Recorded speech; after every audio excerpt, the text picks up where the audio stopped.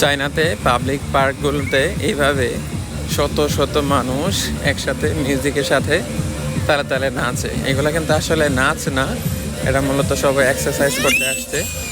এখন হচ্ছে সকাল 8টা, তো সবাই পার্কে আসছে ব্যায়াম করার জন্য।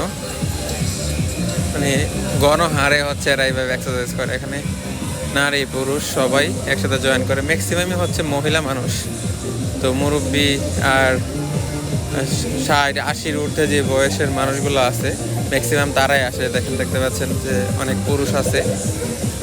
তো মহিলারাও যারা আসে তাদেরও বেশিরভাগ বয়সে হচ্ছে আপনার আমাদের দাদির বয়সের। সত্যি বলতে এখানে ইয়াং মানুষ কেউই নেই, কারণ যারা ইয়াং তারা তো সবাই অফিসে চলে গেছে।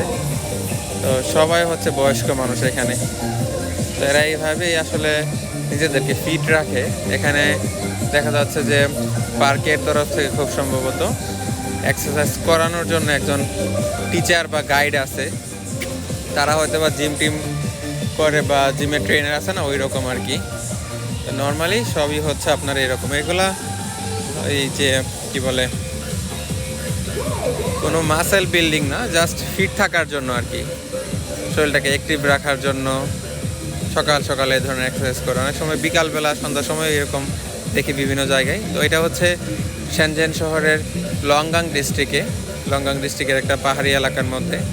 লংগাং ডিস্ট্রিক্ট এমনিতে খুবই সুন্দর, মানে এখানে এত বেশি সবুজ যেটা দেখলে আপনার মন শান্ত হয়ে যাবে। তো দেখতে পাচ্ছেন যে পাহাড়ের একটা পরিবেশে কত সুন্দরভাবে এরা নিজেদেরকে ফিট রাখার চেষ্টা করে। আর এখানে একটা ছোট একটা দোকান আছে জুস টুস বিক্রি করে। আর এই পাশটাতে হচ্ছে মেন রোড।